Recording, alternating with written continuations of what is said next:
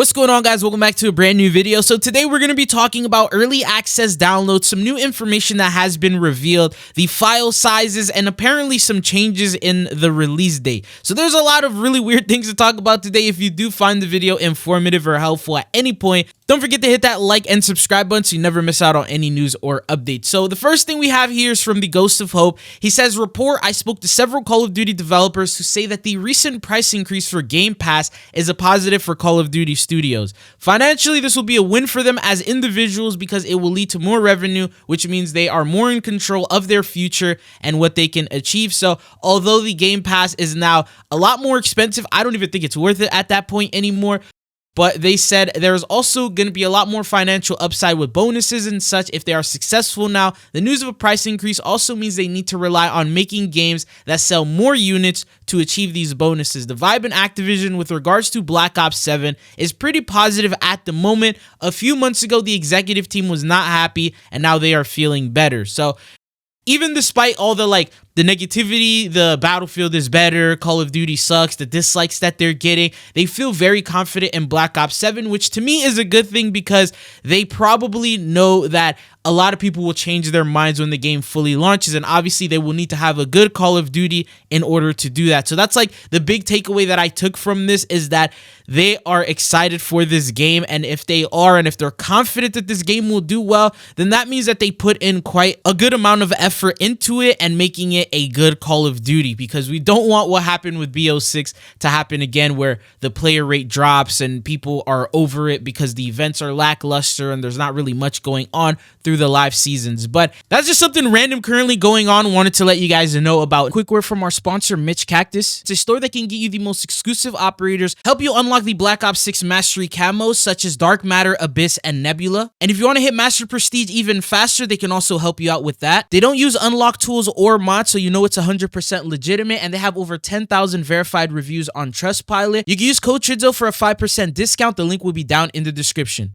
Now, another thing is Call of Duty has continued the marketing. Obviously, they're posting every day, every couple hours actually, about Black Ops 7 or some usual things. Now, a lot of it is just plain old marketing, so you may ignore it, but there's a couple of things that I don't think you should ignore because they're actually giving out free copies of Black Ops 7, and not even a regular standard version, but the Vault Edition. So they ended up posting this, and they said, need to replace that old costume. The replacers got you covered, and it looks like a typical standard tweet. Most people probably ignored it. It says super cool space guy, and then it has costume here. Then the second photo, it says AFK, see you in 10 minutes, adult size costume. And then you also have the third one, religious dude. But then when you take a look at the barcodes and you zoom in, each image has a different code that you were able to put in and actually redeem yourself a free copy of the Black Ops 7 Vault Edition. Now, this is something that they do occasionally drop, and because of that, people are able to get free copies of the game if they actually looked at this tweet and were fast enough to redeem it. Obviously, by now, the codes are fully redeemed.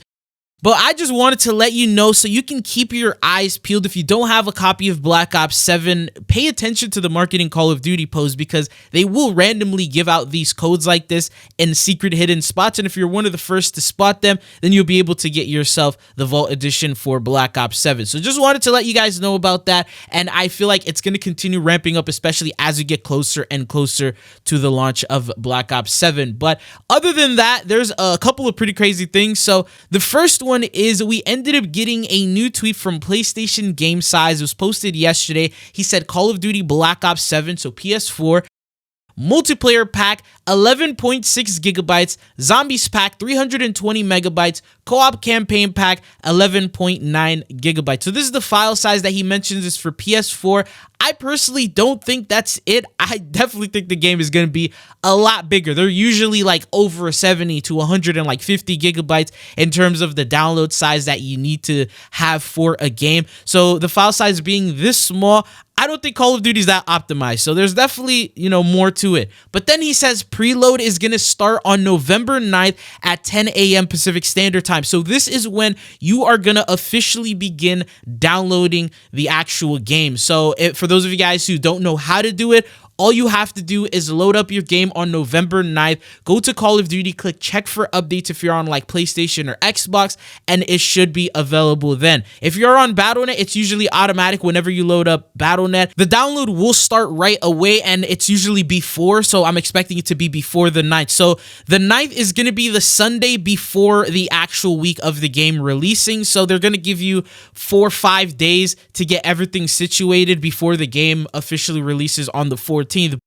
Here's where it actually gets crazy, because he said the release time for Campaign and Zombies is currently listed in the files for November 10th at 10 a.m. Pacific Standard Time. This actually falls on the Monday before the 14th, before Friday the 14th. So it's like, is the game going to release early, or why is this date set here? But then it gets even weirder, because they said multiplayer is on November 17th at 10 a.m. Pacific Standard Time. So these dates make absolutely no sense, and they're nothing that Call of Duty has confirmed. They're nothing that Call of Duty has posted. And numerous times, developers and Call of Duty themselves have confirmed that the game's launch is going to be on the 14th. So what I can say here is that these dates that you're seeing are definitely inaccurate. And he also notes, important, the size and release time may change, but these are the current listed details. I will post the PS5 version soon. As I'm recording this right now, he hasn't posted PlayStation 5. I'm assuming the file size is going to be a little bit bigger. It looks like this is just a PlayStation internal error. This is obviously something we're not supposed to publicly see and will probably be adjusted. But for those of you guys who were praying that we get early access, this is like the closest we'll ever get to it. And I'm hoping that this is true. I mean, maybe Campaign and Zombies releasing on November 10th would be a big W, and then multiplayer releasing on the 14th. I have no problem with that. I think that would be a really good idea, but they have not marketed that. They haven't mentioned it, and we're under 2 weeks away from the launch. Usually they would sort of hype things up like this months in advance. And a lot of the replies are asking the same questions you guys are probably thinking. Is this actually true? Is it going to launch on November 10th? Is this going to be early access for Campaign? Does it label or list anything like that? And he replies, he says, I can't confirm. This could be an error, but this is literally what is currently listed in the back end for PlayStation. I personally believe when they do add the PS5 version, they may update it, so we're going to get a better look at the details in terms of the actual file size, because I definitely think 11.6 gigabytes for just multiplayer and Campaign is a little too small, but then the dates are also going to be updated as well. So whenever he does post it, I'll keep you guys updated on it. But for those of you guys who wanted to know about the download, it looks like maybe the preload is actually pretty accurate, and being able to download it a couple days in advance is usually the regular thing that you're able to do. And if that's not enough, someone quoted and he said, something I noticed instantly is obviously the dates from the Campaign and Zombies, which is exactly when the Tapes of Terror and the Chucky event end, since they changed the dates. It doesn't mean anything, but that is definitely something to know. That is very odd.